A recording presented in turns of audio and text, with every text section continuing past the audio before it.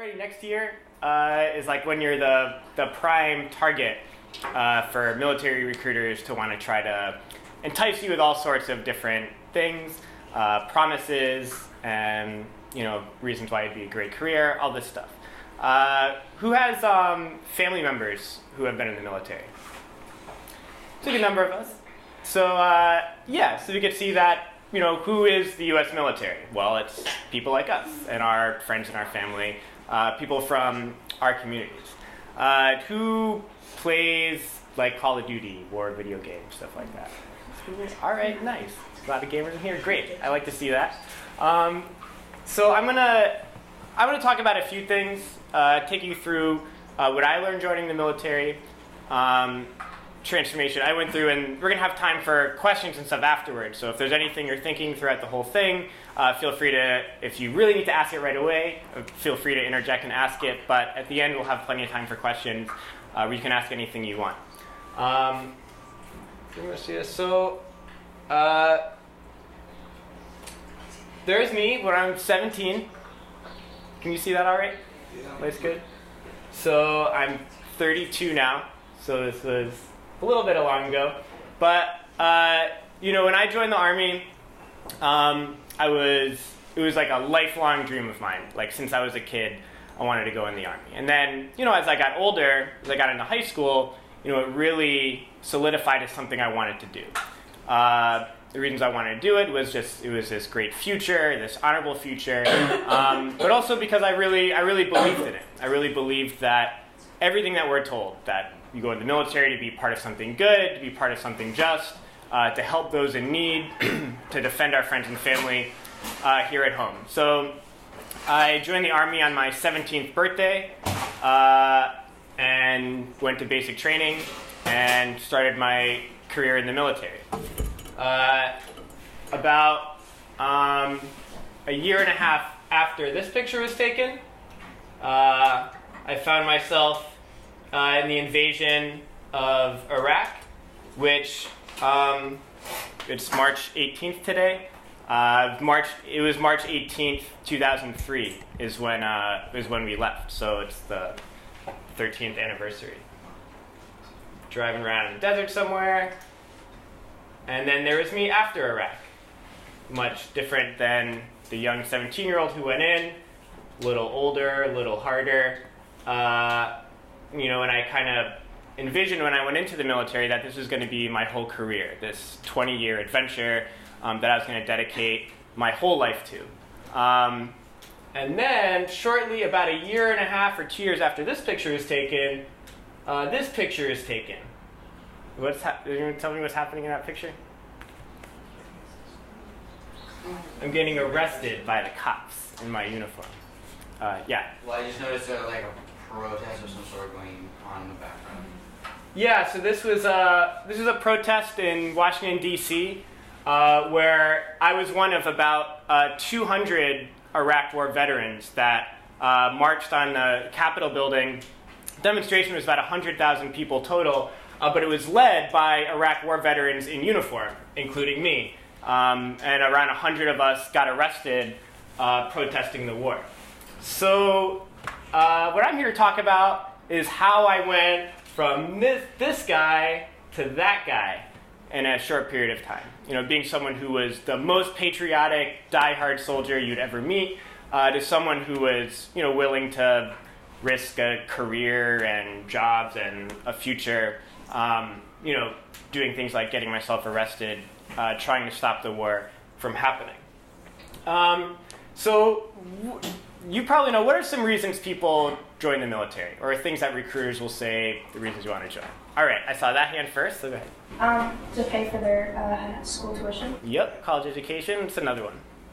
Go ahead. If they have no other opportunities, they're sort of driven towards that because it seems so enticing. Yeah, jobs. Mm-hmm. If they really see the enemy as evil or people that need to be defeated. Yep, for ideological reasons. Go ahead. Yeah, for maybe they want to protect their. Mm-hmm. Right. Any other ones?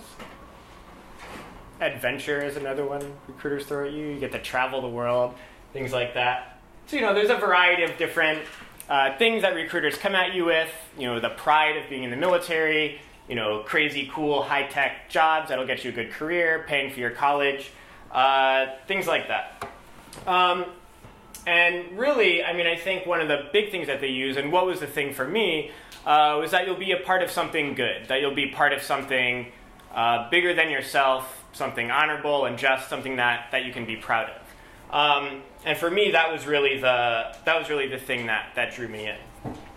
You're in the range of being talked to by recruiters, and so just to kind of quickly debunk a little of it, the thing about job experience, most jobs in the military don't translate to jobs in the civilian world, and this was really revealed by the fact that if you're a veteran of Iraq or Afghanistan, you're actually less likely to get hired if you're not a veteran. So when the recruiters say, oh, you go in the military, everyone's going to want to hire you when you get out, actually it's the opposite. You're less likely to want to get hired. And we'll see why.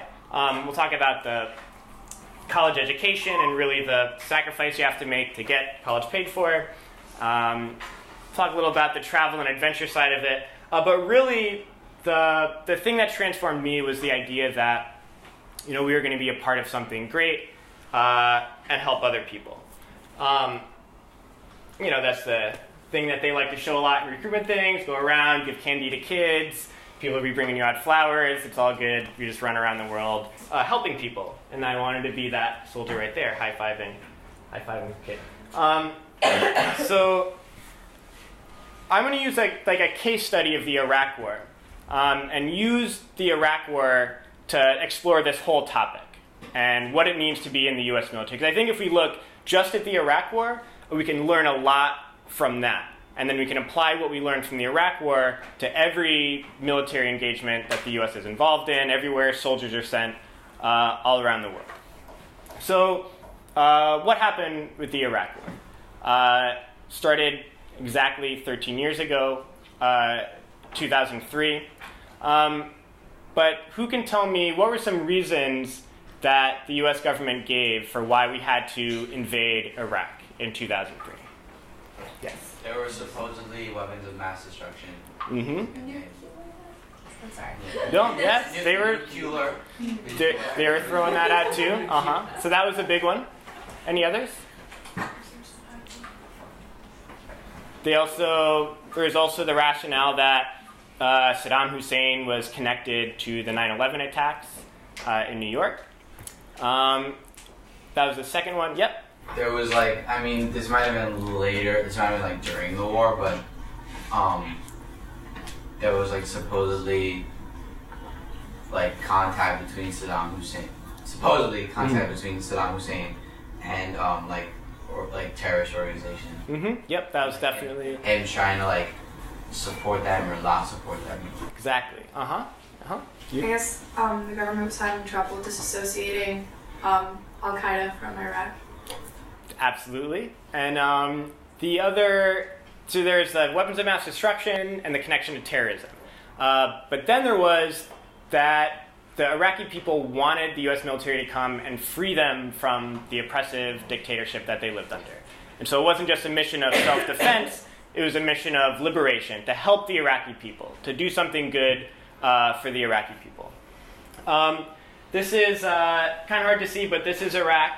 Prior to 2003, Iraq was a modern country with a high standard of living.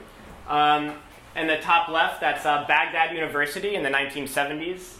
You can see the women dressed there, dressed normal like we dress here. Baghdad University was one of the most renowned universities in the Middle East. Parents from all throughout the region would want to send their kids to Baghdad University.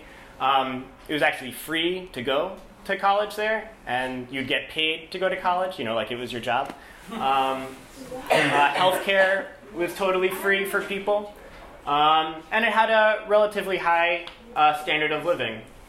And that was even though they went through something terrible in the 90s, and this is where really the United States government starts trying to do something in Iraq, starts trying to get something from Iraq, which we'll talk about later. And at that time, war really wasn't an option, and so there was something called sanctions that the United States put on Iraq.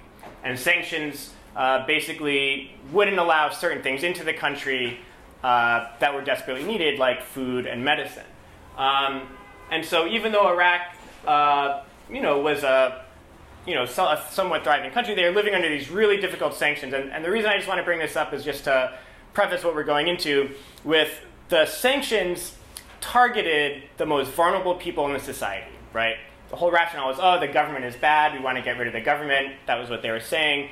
But the sanctions affected the elderly and babies the most, because what sanctions do is, if you can't get basic medicines, basic types of diseases, you can't cure.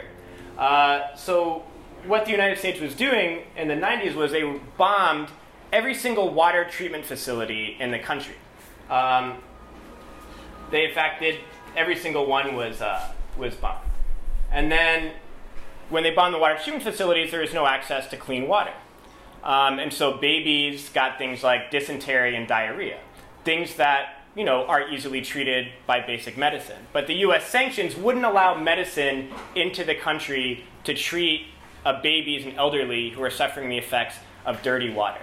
And hundreds of thousands of babies under the age of 2 died during that period of U.S. sanctions. Hundreds of thousands. It was I think you could call it a genocide of Iraqi babies. And so this is the life in Iraq in the 90s, prior to 2003.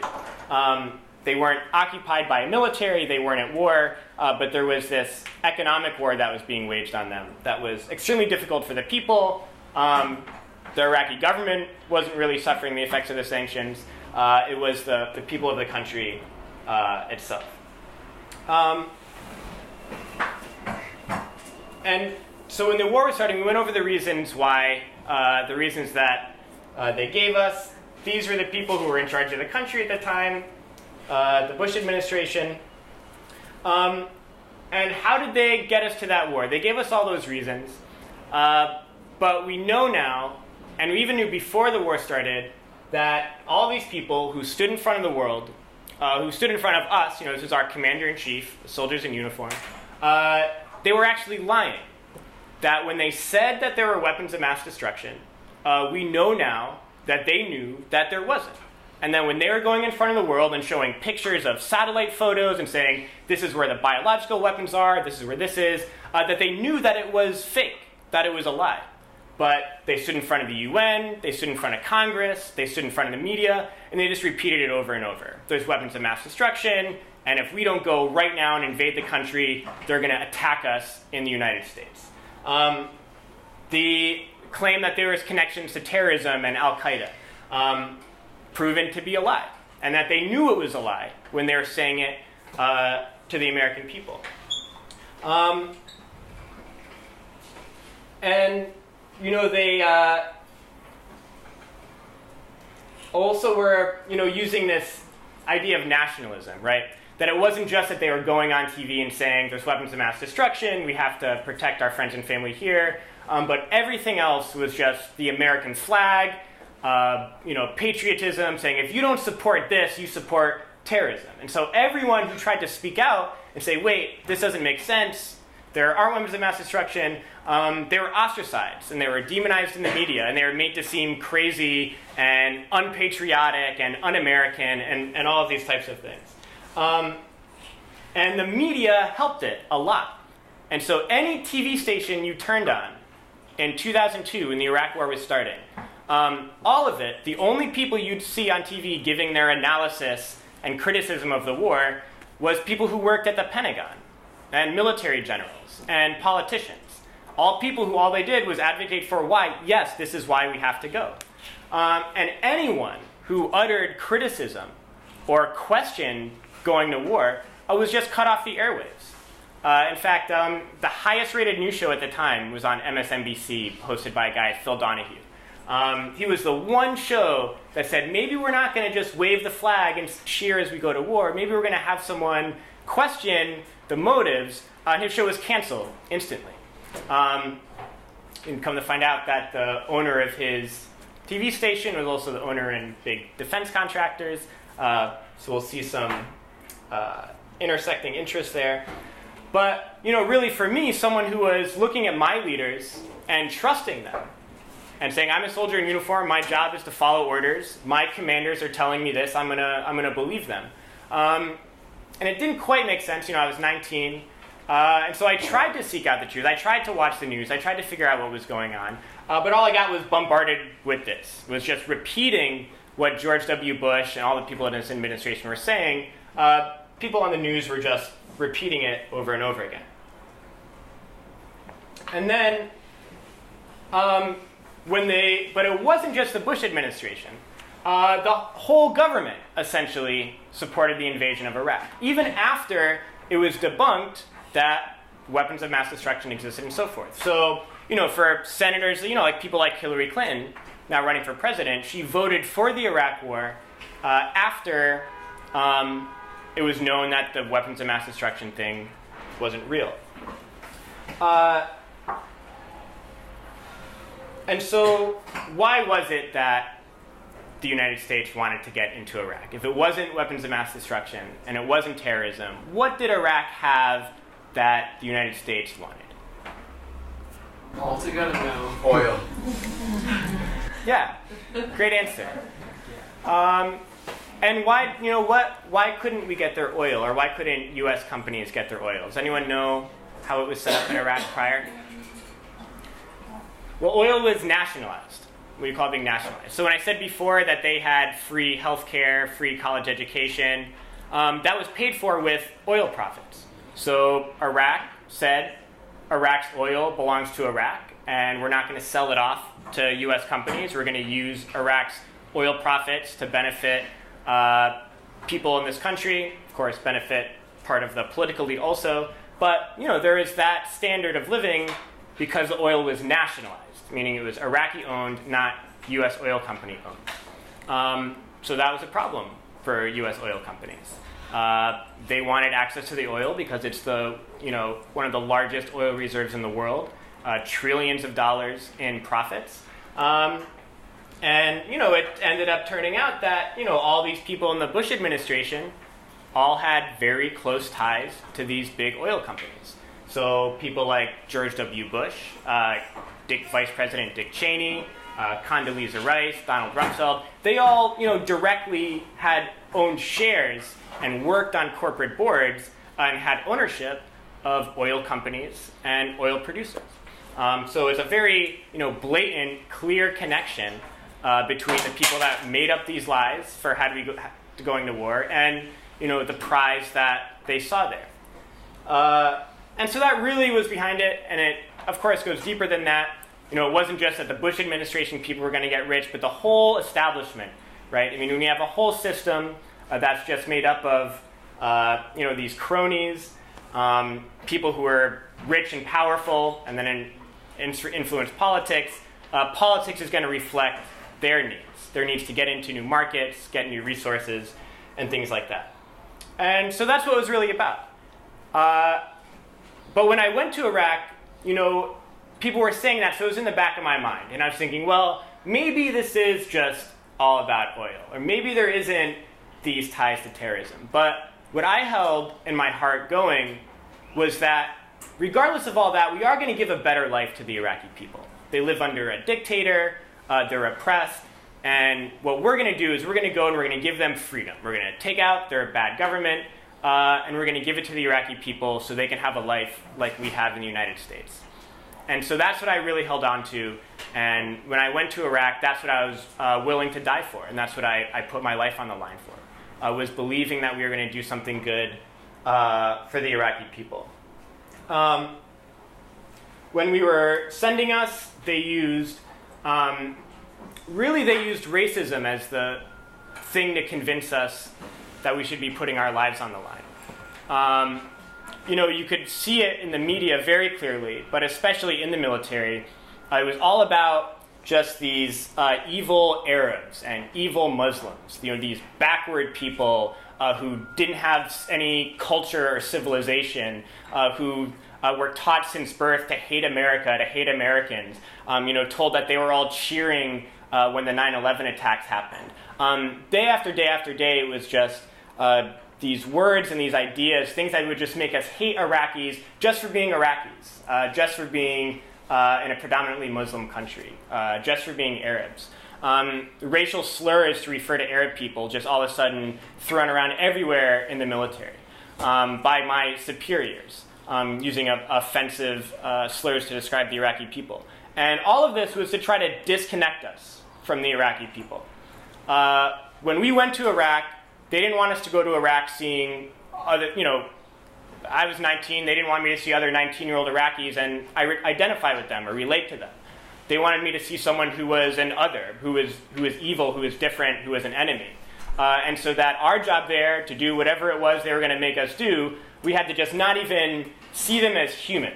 We just had to be these heroic soldiers against this faceless enemy. So they tried to make us hate the Iraqi people for no other reason than their nationality and religion.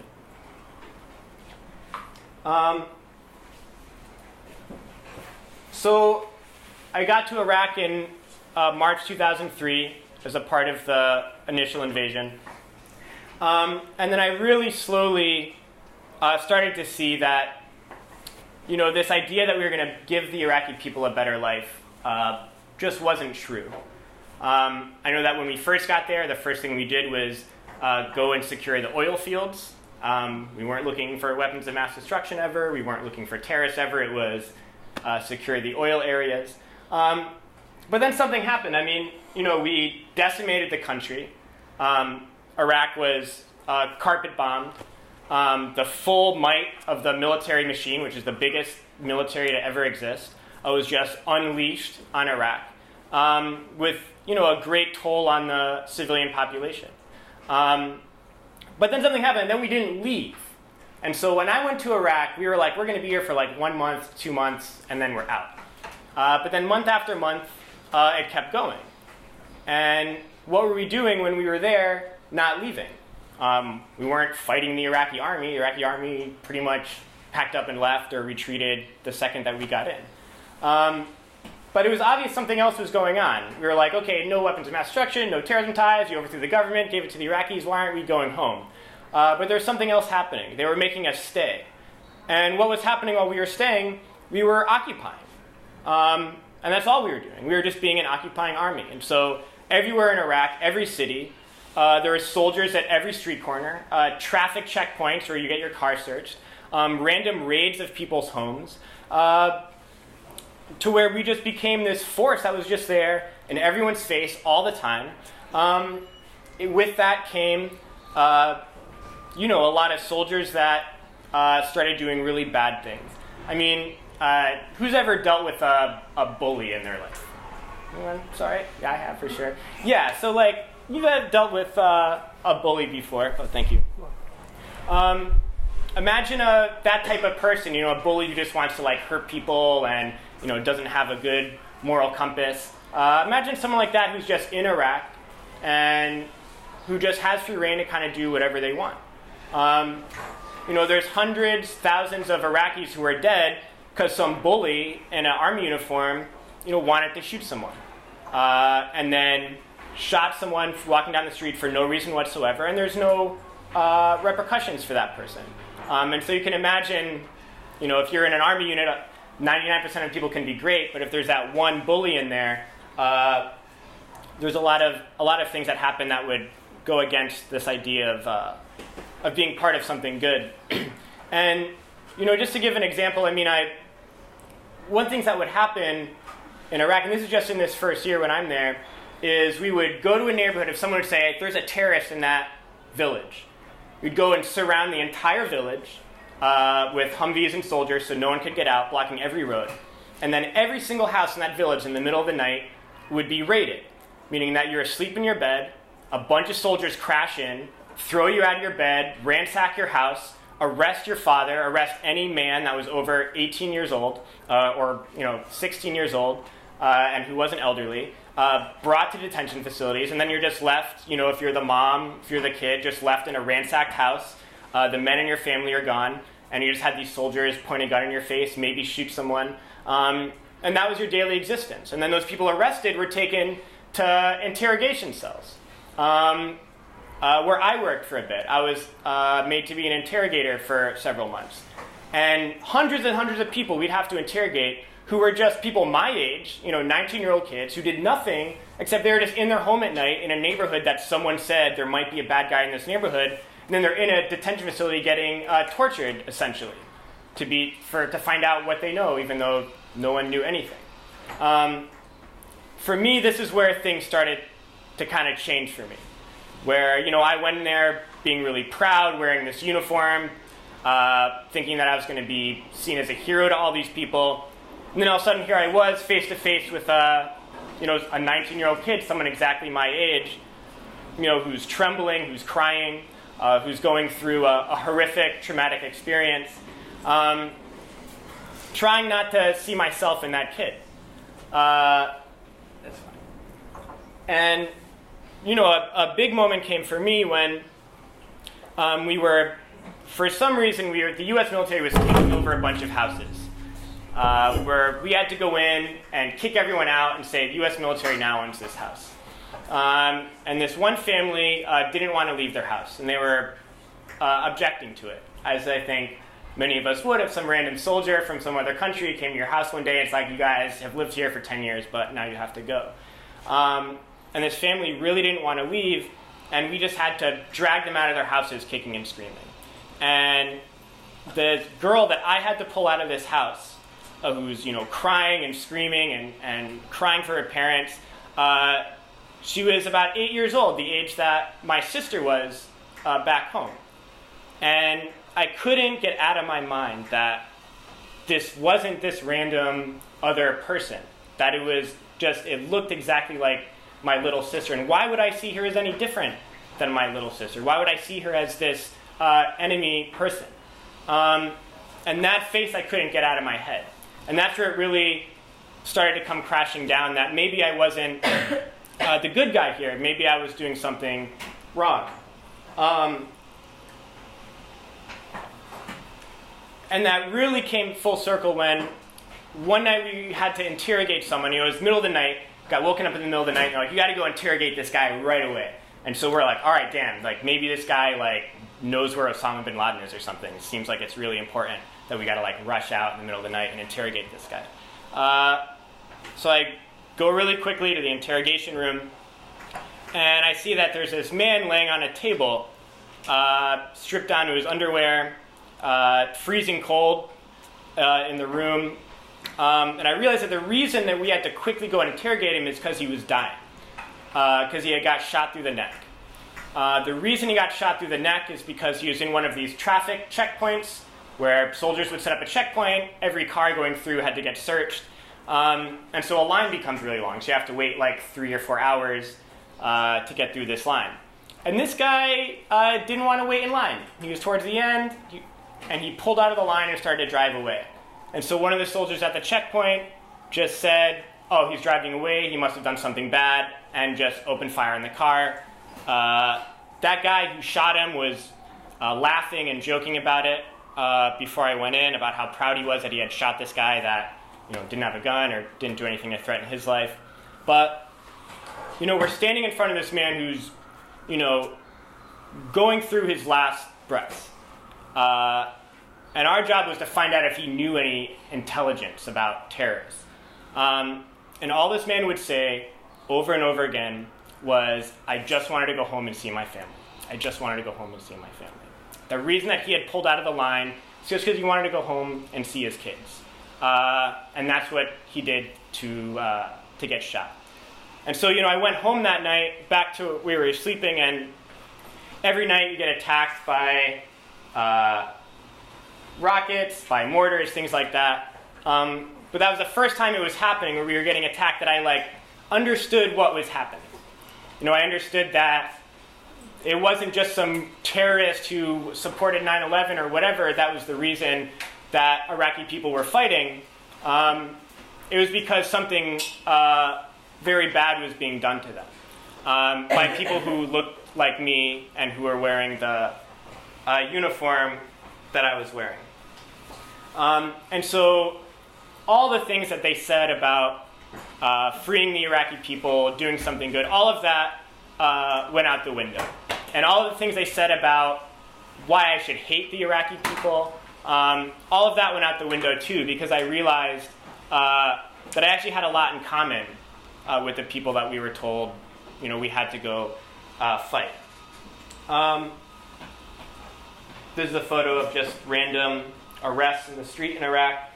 That man, one of, a million or more people just randomly arrested, sent to jail for who knows how long. So I got home. I got home in 2004. I served out the rest of that tour. It was a year long. We were supposed to be there for a month or 2 months. I ended up being there for 12 months. And so I got home and I felt really angry about what happened. I felt really betrayed. I was like, I trusted my leaders, I trusted the media, I trusted everybody. And all of a sudden I came home not feeling good, not feeling proud about anything, but feeling very morally conflicted about what I had been a part of. But I thought that was it. I thought it was over, and I thought that everyone was going to come home. We went through this bad experience, and then that would be the end of it. But that's not what happened. The war got worse, and month after month, year after year, the people of Iraq, dealing with the daily violence by the United States, started to not accept it, and more Iraqis started fighting against the U.S. military. And then what happened was, the resistance was so strong in the country that casualties for U.S. troops skyrocketed. So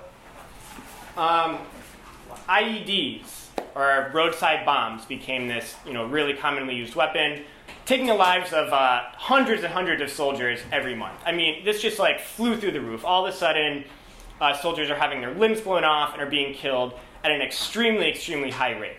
And what did those same politicians do that said, we got to go to war, it's going to be quick and easy, we're going to be in and out, low level of sacrifice, don't worry about it? When thousands of soldiers started dying, they didn't admit, okay, we screwed up, we didn't realize it was going to go this badly, we're going to get out. They started sending more and more of us. In fact, increasing 2, 3, 4, 5 times the number of soldiers who was there.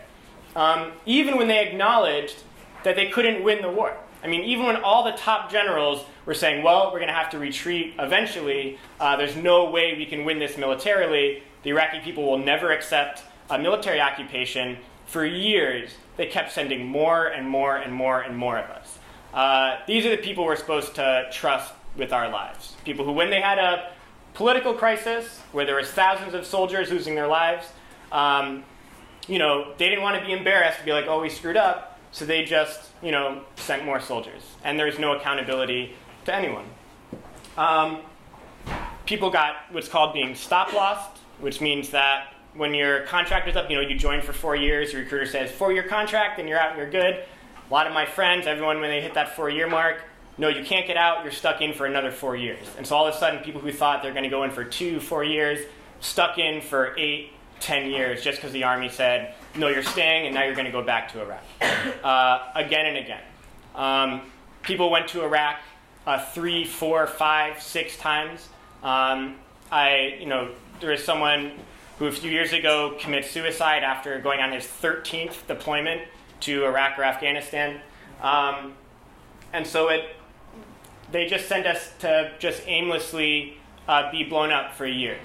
The reason I asked if people played Call of Duty, I met a lot of people in the military who joined because they're into war video games, war movies, things like that. I was and am too. But the projection of warfare, like the Call of Duty style, you're running around like an action hero, stuff like that.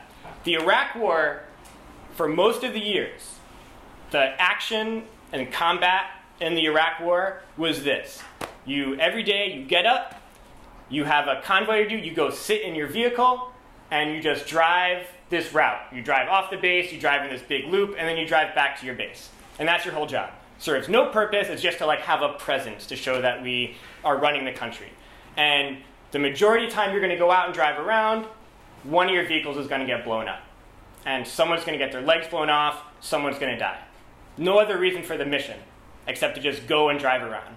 So for people who are joining because they wanted to like live that Call of Duty experience, your only experience was sitting in a metal box, driving around for 4 hours a day, waiting for a bomb to blow up under you, and waiting to just burn alive in this metal box. So that's the like glorious war that recruiters try to entice kids with. And what else did they do? You know, in addition to sending more and more of us to Iraq in larger numbers, they increased the violence on the Iraqi people. You know, just wantonly bombing buildings, telling soldiers to go shoot whoever. I have friends who are in units where they were ordered to out-terrorize the terrorists, to do things like if a bomb goes off or if someone starts shooting and you're in a city, that a tactic called 360 degrees of fire, where if you hear a gunshot or you hear a bomb, everyone in the unit shoots in all directions, all around you, to hit civilians, to hit anyone who's walking around. This was ordered by commanders to shoot civilians, to be more terrorizing than the terrorists. These were the kind of tactics that soldiers were made to be part of. And they started funding death squads, Iraqi death squads, to go commit assassinations and things like that. And so in addition to putting tons of soldiers in, the U.S. Army was paying Iraqi death squads, mass death squads, to just go around and commit assassinations and things like that. And that's exactly why Iraq and Syria are in a crisis now with ISIS. I mean, that group, ISIS, came out of this sectarian war that was consciously created by the United States. They divided up neighborhoods by Sunni, Shia, and Christian. I mean, they put walls and literally divided the government in this way. There wasn't this type of sectarianism in Iraq before. And there was eventually, the casualties went up like crazy, endless casualties, and eventually the U.S. military left. And the only reason that the U.S. military left, they wanted to stay for a very long time. They wanted us to stay in Iraq forever. But the only reason that the United States left Iraq is because a soldier named Specialist Chelsea Manning, who was an intelligence operative in Iraq, leaked documents that was evidence of the vast war crimes that were committed by the U.S. military. It was documentation of the thousands of incidents where U.S. soldiers shot innocent people at traffic checkpoints, like that man I told you about, shot innocent people walking down the street, bombed civilian targets. I mean, the amount of evidence that Chelsea Manning leaked to the media and to the public showed that there is such widespread, flagrant crimes against civilians in Iraq that the Iraqi government at that time said there is no possible way that the U.S. military can be part of Iraq's future. You all have to get out. And now Chelsea Manning is in jail for releasing those documents that saved many, many thousands of lives by showing the world what was really going on and stopping that war from happening. What happened to Iraq through the course of that war? Who knows how many people died in Iraq? How many Iraqis died? You can guess. It's okay. Below or above 100,000? Yeah. A lot more than above 100,000. In fact, 1 million Iraqis is estimated died since 2003. Iraq's a small country. It's 25 million people.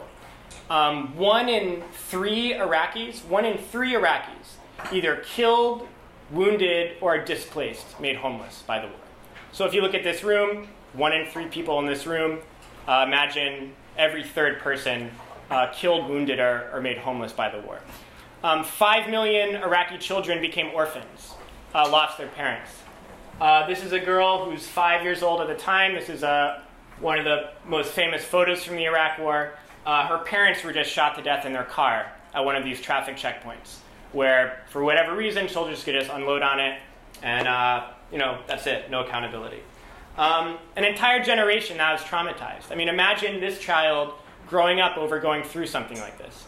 Imagine growing up going through 10 years of constant war, of being occupied by foreign soldiers who are breaking in your house every night. An entire generation of young people who will never be able to forget that experience.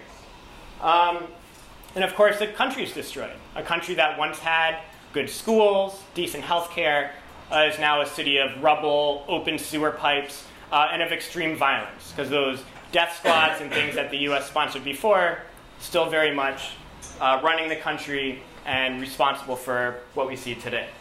And what was the toll on soldiers? Close to 5,000 of us died in Iraq alone. This war that the politicians said was going to be easy, not very many casualties. 5,000 of us never came home. But tens of thousands of us came home like this. Missing legs, missing arms, with traumatic brain injury, that's in the hundreds of thousands, with post-traumatic stress disorder, also in the hundreds of thousands. We mentioned college before, the Army pays for your college. The dropout rate for Iraq and Afghanistan veterans from college is extremely high, because if you get a brain injury or you see something you don't want to see, that affects you for the rest of your life and stays with you for the rest of your life.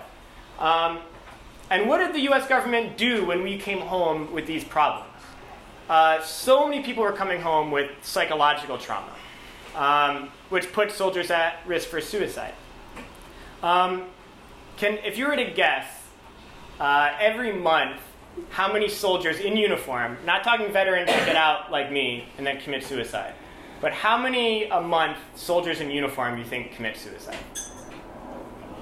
A couple. It's actually one a day on average.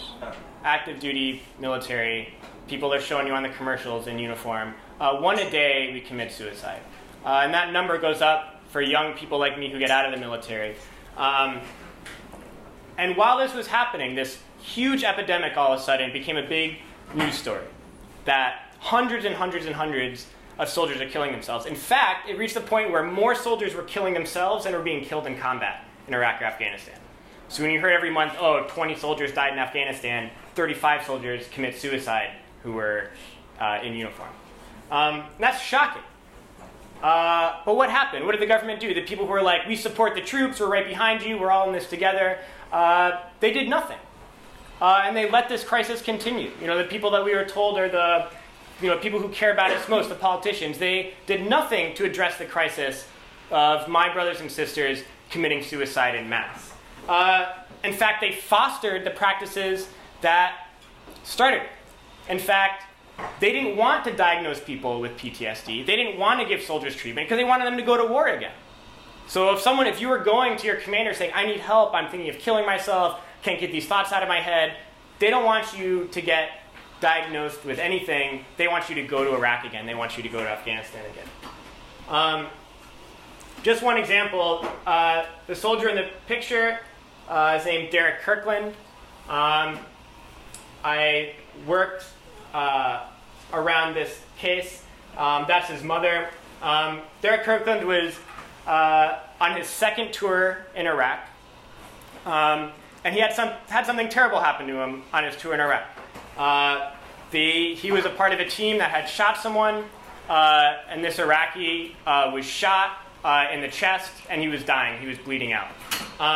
His squad leader ordered him, that guy's not dying fast enough, stand on his chest to force the blood out of him faster. So Derek followed those orders and basically killed that person by standing on his chest to squeeze the blood out of him. Shortly after that, he tried to kill himself with a shotgun in Iraq. A soldier caught him about to do it, and so they sent him home to get treatment. When he was on his layover flight, he tried to kill himself again by overdosing on pills. He was able to be saved. They brought him back to his unit. When he got to his unit, they made fun of him publicly in front of all the other soldiers. They called him a coward. They called him all types of misogynist comments. And they basically embarrassed him and humiliated him for attempting suicide. He tried to kill himself a third time by cutting his wrists, his arms. His commanders knew it. They sent him to mental health. And after 3 suicide attempts in the matter of less than 2 weeks, the Army doctor rated him a low risk for suicide. Low risk for suicide after 3 attempts in a week. And then he killed himself that night, succeeded in killing himself that night.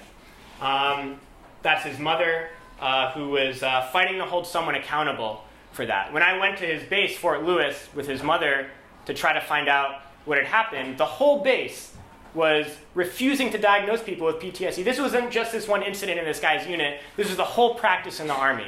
If you tried to get help, you were a coward, and you're going to get in trouble and punished, and then we're going to send you back to Iraq to do it all over again. This is what was done to all these people, and it's something that still affects us to this day. Several people I know survived the Iraq War only to come home and take their own life. It's extremely, extremely regular. And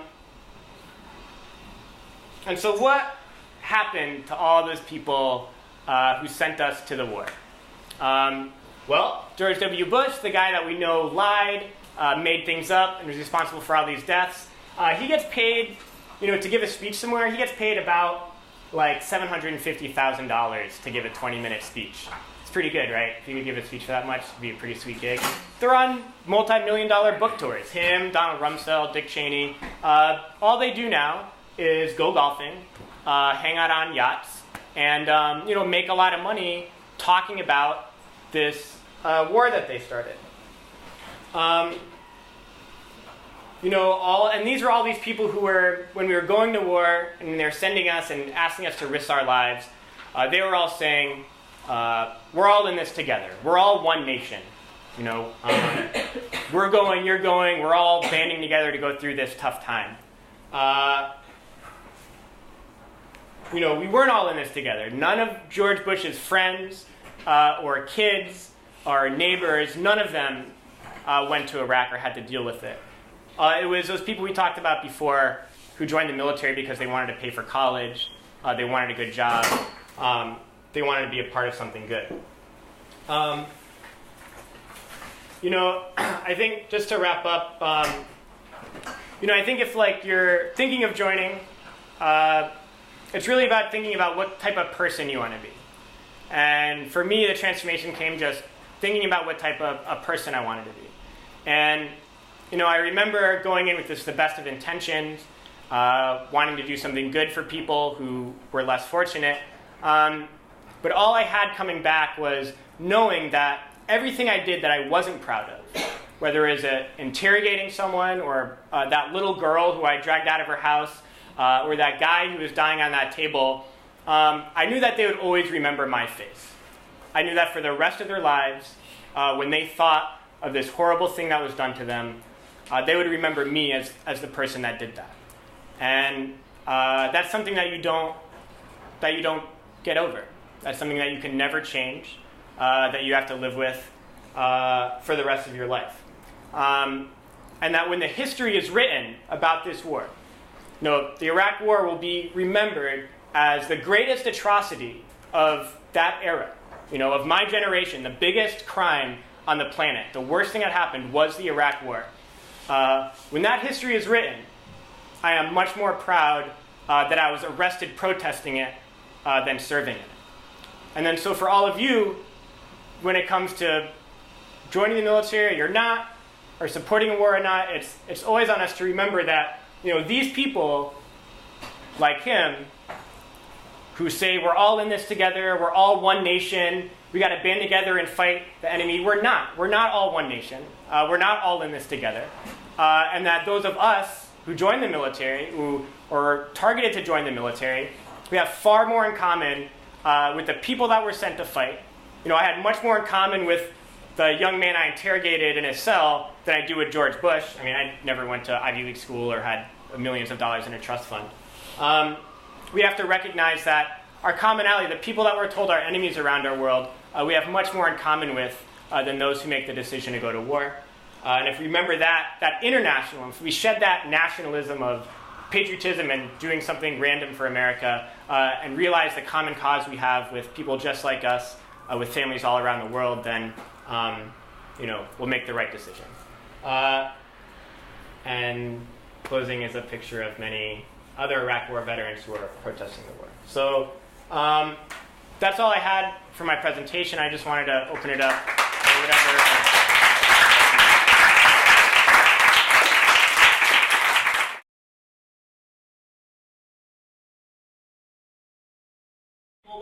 people join? You could probably answer that too. We're just inundated with it everywhere. I mean, I say that the first recruiter that ever talked to me was named G.I. Joe when I was 7 years old. Because I liked G.I. Joes when I was a kid, right? And so militarism is just everywhere in American culture.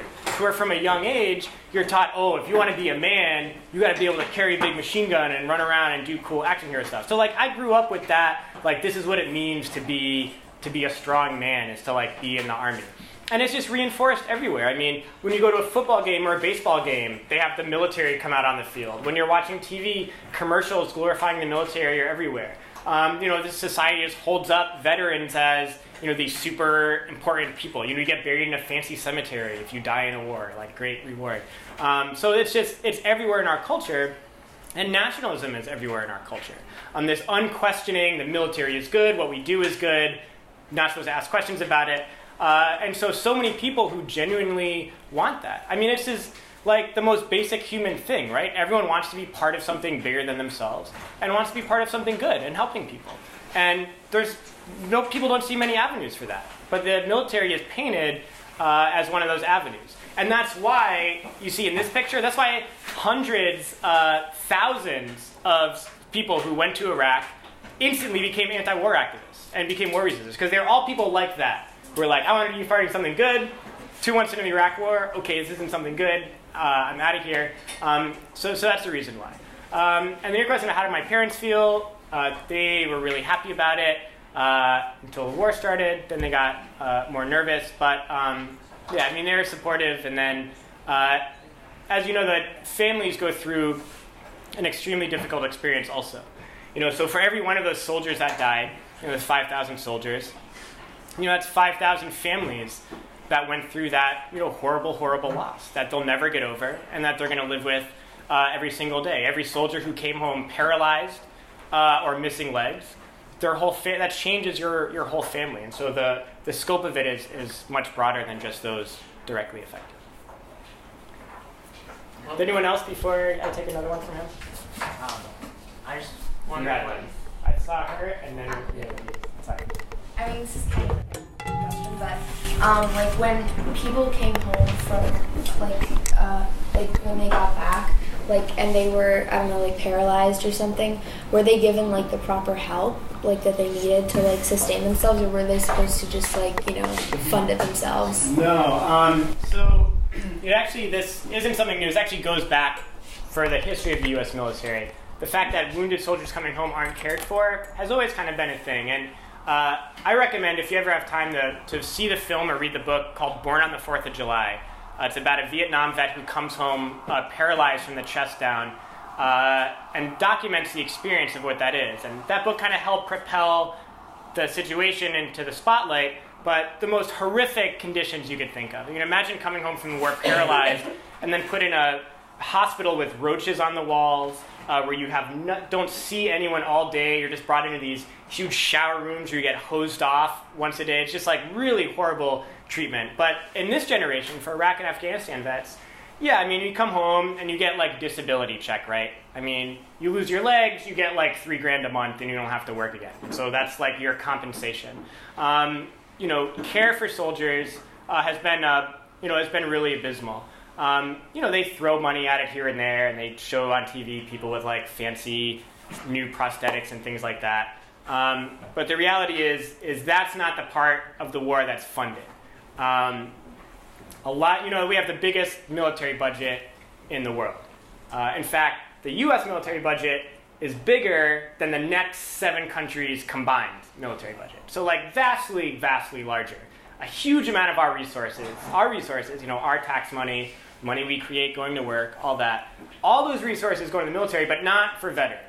All that money goes to the weapons contractors, the people making the weapons, making the tanks, all that stuff. So there could be good treatment for them, but that's not the priorities of the people in charge. Any other question?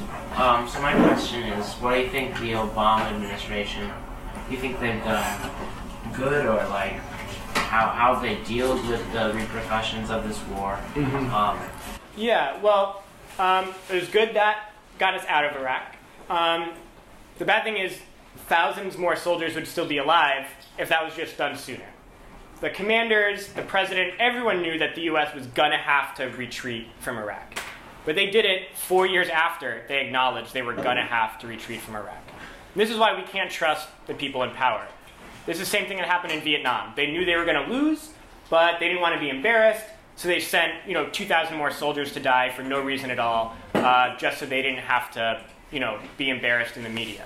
But the other side to that is there's still a war going on, the Afghanistan war. There's still new wars starting. If you go into the army now and you get sent to Afghanistan right now, what your job is going to be, like I said before with the IEDs, is your job in Afghanistan is to get up every morning, walk a patrol through a village for no reason whatsoever except to say, oh, we control this village. And every time on that foot patrol, someone's going to step on a mine and lose their leg, lose both their legs, or lose their life. And that's just your daily reality in Afghanistan. It's insane that it's still happening. 16 years later, soldiers are still dying in Afghanistan. Soldiers too young to remember the 9/11 attacks happening are losing their legs and dying in Afghanistan.